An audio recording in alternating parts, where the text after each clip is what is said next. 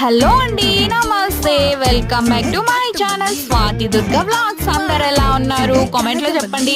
Today special ఏంటి మీ ఇంట్లో? మా ఇంట్లో అయితే నవనవలాడే వంకాయ, మసాలా వంకాయ అండి. నల్లగా ఉందని చీప్ గా చూడకండి, టేస్ట్ అయితే చాలా బాగుంటది. మీరు కూడా ఒకసారి ఇలా ట్రై చేసి చూడండి.